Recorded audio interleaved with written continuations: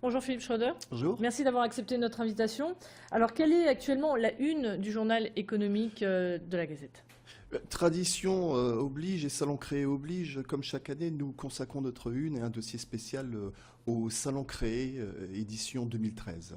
Alors c'est d'abord quelques mots sur ce salon. C'est le salon qui constitue la rentrée, l'événement qui marque la rentrée économique dans le Nord-Pas-de-Calais et dans la métropole lilloise en particulier.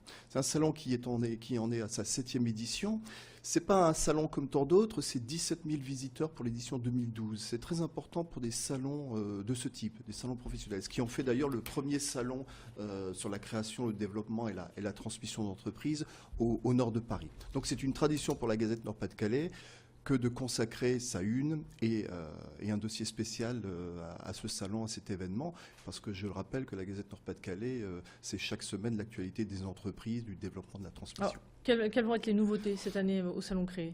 Alors cette année, le Salon Créé a décidé de mettre l'accent sur les jeunes, le financement, les femmes. C'est pas anodin. Les jeunes, parce que dans les soldes de création d'entreprise, on constate que les jeunes sont beaucoup plus créateurs que les autres. Sur les territoires, le constat d'un solde positif de création d'entreprise, ce sont des jeunes qui sont à l'origine de ce développement économique, ce sont des jeunes qui créent une entreprise. Donc voilà pourquoi dans ce numéro, on consacrera, on présente des jeunes créateurs d'entreprises qui, particularité intéressante, ont été accompagnés par des structures d'accompagnement de la région. Notre région Nord-Pas-de-Calais, il faut toujours le souligner, est très bien développée en matière de structures d'accompagnement. C'est-à-dire les incubateurs, les ruches d'entreprise et les autres structures qui... Mais alors ces jeunes dont vous parlez, quand ils se lancent avec le statut d'auto-entrepreneur? Pas forcément. Certains le font sous statut d'auto-entrepreneur, d'autres choisissent les statuts qu'on appelle des statuts de droit commun. Pas forcément. Mais ce sont des jeunes qui ont été, d'abord qui ont porté un projet. Dans les 2 ou 3 portraits que l'on présente, ce qui est très intéressant, c'est de voir que ces jeunes porteurs de projets, aujourd'hui dirigeants d'entreprise, sont des visiteurs du salon créé en 2010, 2011 ou 2012. C'est ça qui est intéressant, de voir que, et ils le disent d'ailleurs, ils avaient un projet, les créateurs d'entreprise n'entreprennent que très rarement par hasard. Très souvent, ils portent un projet depuis de très longues années. On a envie ou n'a pas envie d'être un jour dirigeant d'entreprise. Et puis ces jeunes sont allés sur le salon créé. Et puis, avec le hasard, la chance et puis également la détermination, ils ont rencontré un dirigeant d'entreprise qui leur a donné 1, 2, 3 conseils, une structure d'accompagnement qui était plus performante qu'une autre.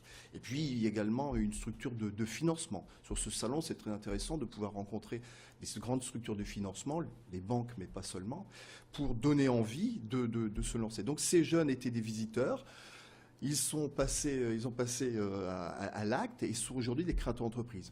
On a un créateur d'entreprise qui était hébergé dans l'incubateur, donc qui est par exemple diplômé de l'école de mines de Douai, qui a été en incubation dans l'école des mines de Douai, qui est un très très bon incubateur, soit dit en passant, et qui aujourd'hui est aux manettes d'une entreprise, qui travaille pour la petite histoire dans le numérique, qui met en place des passeports, ce qu'on appelle des passeports morphologiques, ces passeports permettent d'acheter sans risque d'erreur sur des sites de e-commerce de textiles à habillement. Voilà, c'est un des exemples. D'autres créateurs d'entreprises se lancent dans le domaine de l'énergie. Alors vous évoquez aussi la condition des femmes. Pourquoi? Oui. Parce que c'est un thème, c'est le thème qui a été l'un des thèmes qui ont été retenus par les organisateurs de ce salon, qui je rappelle sont Conseil régional, CCI Grand Lille, Chambre de métiers et Lille Grand Palais. Parce que dans le Nord-Pas-de-Calais, un créateur sur 5 est une femme. C'est peu. Mais il y a un début à tout. Et ce qui est très intéressant, c'est de se pencher sur les raisons qui font que, à un moment, la porteuse de projet, la créatrice potentielle, peut rencontrer des freins, des difficultés dans son parcours. Et le parcours du créateur d'entreprise, c'est un parcours qui est semé d'embûches. Les organisateurs ont décidé de mettre l'accent sur l'entrepreneuriat féminin parce que d'abord, il y a un vivier potentiel. Un créateur est une femme, ça veut dire qu'on peut passer plus facilement demain, voire à 2 et demain à 3. Beaucoup dans les structures d'incubation, d'accompagnement aux porteurs de projets, beaucoup sont des femmes qui rencontrent beaucoup plus de difficultés. Les difficultés tiennent à la vie de famille, tiennent également, et ça il faut le dire, à des sortes de discriminations pratiquées envers les femmes. Des créatrices d'entreprises me disent, lorsque l'on se présente devant un banquier pour un financement, c'est plus difficile quand on est une femme que quand on est un homme, à projet égal, avec potentiel égal. Il faut le savoir. Donc les créateurs et les organisateurs du Salon Créé ont décidé de mettre l'accent sur ça. On en a profité pour faire un focus sur une association qui s'appelle Force Femmes, qui est une association qui aide au retour à l'emploi des femmes de plus de 45 ans. Retour à l'emploi, mais également qui aide à le passage à l'acte entrepreneurial.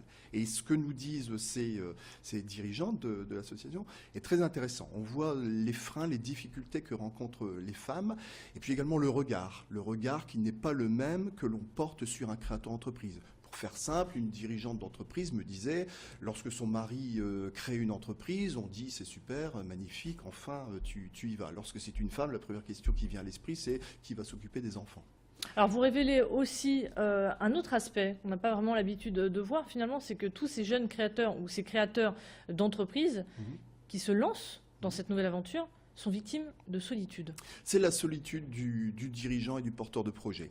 Tous les dirigeants, même ceux qui ont connu le succès, se rappellent qu'on est seul lorsqu'on est aux manettes. On est seul pour décider et on est seul également pour cogiter, pour entreprendre. Ça, c'est dur. Ça, c'est dur. Tous en font la remarque. Alors on présente des structures qui évoluent dans ce qu'on appelle aujourd'hui le coworking. Le coworking, c'est très simple, donc c'est une structure qui nous vient des États-Unis. Il s'agit de mettre à disposition des créateurs d'entreprises, donc qui ont déjà créé leur entreprise, leur structure, souvent en auto-entrepreneurs, mais pas seulement, et qui, souffrant de solitude, choisissent d'aller travailler sur des espaces de travail ouverts, équipés de façon informatique, mais ils n'y vont pas que pour l'équipement informatique. Beaucoup de ces consommateurs de coworking nous disent qu'ils vont sur ces espaces pour rencontrer d'autres dirigeants, pour échanger, pour avoir des idées, pour bénéficier de retours d'expérience. Bref, comme me disait l'un de ces créateurs d'entreprise, c'est pour se rassurer, lorsque l'on rencontre un dirigeant d'entreprise qui éprouve la difficulté, qui a déjà éprouvé parfois la difficulté ou qui éprouve encore la difficulté que l'on rencontre aujourd'hui. Ça, c'est rassurant. Les dirigeants sont seuls et quand ils échangent, ils s'aperçoivent qu'ils ne sont plus seuls. Alors, ça, c'est important. Dernière question, parce qu'on est vraiment pris par le temps. Une question, vu que vous êtes calé en économie, c'est logique. Hein. On aimerait connaître un peu l'état d'esprit des dirigeants nordistes. Les dirigeants du Nord-Pas-de-Calais sont très inquiets ou très inquiets.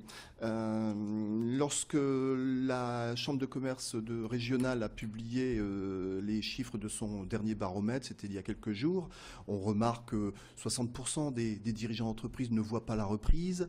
Et s'ils la voient, s'ils l'anticipent, ça n'est pas avant 2015. Donc il faut encore être patient.